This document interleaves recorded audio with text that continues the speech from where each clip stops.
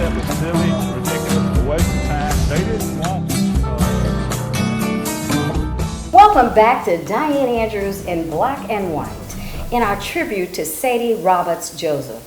I had mentioned that our esteemed sheriff would be here to talk about his relationship with this great lady. And he is here with us, Mr. Sid. Do I say sheriff? I don't say Mr. I say sheriff. Sid or sheriff. Sid or sheriff is fine. Sid's fine. Anybody carrying a gun? I say whatever you want me to say. Thanks for being here with me today. Thank you for having me. We've been trying to do this for a long time to get him on the show. Tell me how well you knew Miss Sadie and. I met Miss Sadie probably about 20 years ago, a little over 20 years ago, and we were at a function at the church on East Boulevard, and I had a little walk down Government Street to the governmental building, and that's the first time I'd ever really met her. And of course, over the course of time, there was other functions she was at, and I was at the same time. Went by the museum 4 or 5 times and visited with her, and she was just a wonderful person. You know, she was just a genuine individual who really cared. You know, I mean, her dedication to history, to education, to children was just phenomenal. And what I liked about her most all of everything was that she was the same every time you were around her, just a positive influence. And she had that drive in her. And of course, after that tragedy took place, we were talking to family and all, I said, well, she was just always just so nice. And some of the family members says, she could get feisty when she was ready, depending on what the topic was. With that drive, get feisty usually. But she was committed, and it's amazing to me what she accomplished there with the museum, more or less by herself, you know, and to continue that legacy is unbelievable.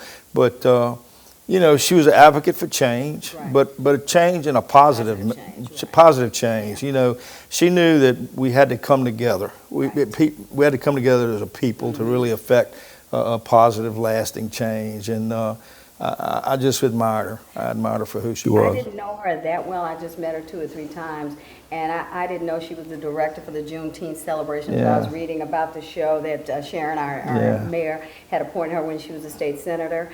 So she did a lot in a short amount of time. She really did. I was happy to hear her son say he and his sister, Angela, are going to take the and keep on with the torch that she had started. So that's good to hear that it won't just die away. That's exactly right. Her right. legacy will continue. That's exactly right.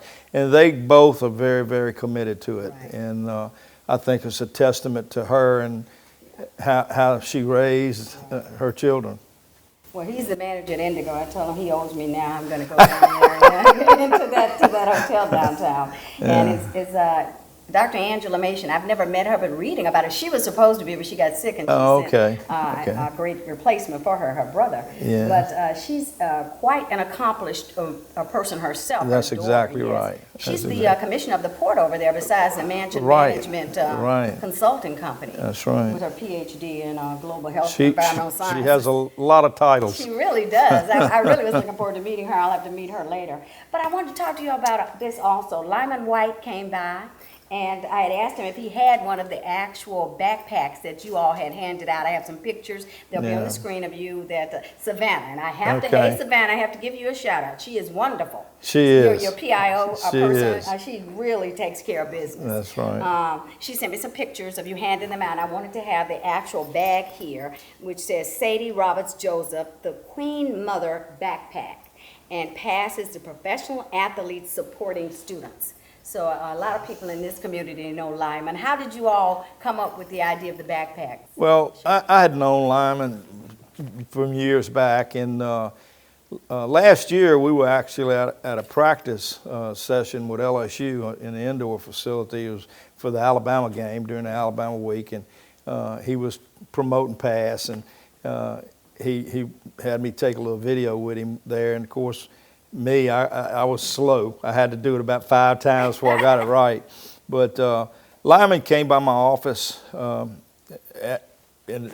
you know, was telling me about the backpacks, and he was asking for and this was before Miss Sadie was killed, and he was asking me about the backpacks and would I help them in that endeavor. and you know, in raising money, raising funds to give out the backpacks to these children that needed them. And I said, certainly, I'll be glad to. Well, he had an epiphany, as he said, Yeah. and he called me a couple days later, and it was after she has passed. And he said, I got to come talk to you. I got a great idea. He said, why don't we do something to make a tribute to her, to continue her legacy, so kids realize who she was and continue that along. And he told me what he wanted to do, and he told me he wanted to put her name on the backpacks and all. And he wanted to put my name on the back. I said, my name doesn't need to be on there. I said, I'm all in. It's a great cause. Who did you pass them out to on those pictures that Savannah sent me? Where did you pass that was at the Breck Gym. Okay. One of the Breck. I say the Breck Gym. One of the Breck parks. Okay. And the kids came there, and they had already signed up for their age groups and stuff, and we gave out packs for them. That was wonderful. I'm sure you all will probably make this, I don't know, an annual. I hope so. Yes, I hope so. I like told Lyman I was totally committed, and I'm still committed to doing that. So hopefully we'll be I able want to to. talk to you, and I'm going to ask you, is there anything you can say about the case besides what we read in the paper? This Mr. Bell, I guess, 38-year-old guy, sex offender, it seems, has been in prison over $1,200. Yeah, it's such a tragedy just to kill someone over $1,200 like that. And, you know, I don't know all the circumstances of it. Baton Rouge City Police handled the case. You know, we work with them at the VCU through the Violent Crime Unit. Our detectives, our homicide detectives is theirs.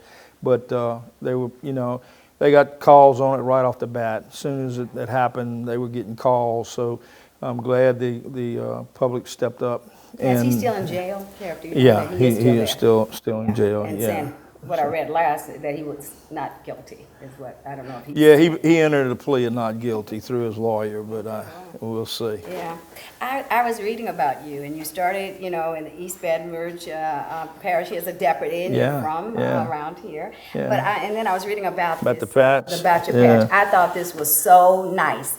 Can you turn around maybe a little or stand up, and they can get this, what the 13 stars are for, and the 9/11 tribute is on. Right. Explain that. I didn't know. Well, if you can see the patch, I designed this patch, and one thing I wanted sheriff to be prevalent, so when you walk up to someone, they know that this is a sheriff's deputy. So we had sheriff prevalent on the top, but I wanted to pay tribute not only to our nation, our state, and our city, but to 9/11 as well. And the flag, of course, is represented in what you see with the red, white, and blue. But we have 11 stripes. We have 9 stars here at the top. We have 3 stars here that represent the 3 terrorist targets. Then we have a larger star that commemorates Flight 93, which those heroes went down with it. And then, of course, in the star itself, the sheriff's star, I have the state emblem in the middle and East Baton Rouge Parish. But in each corner of the star, we have the fleur-de-lis that represents... Isn't that a 6-point star. Yeah.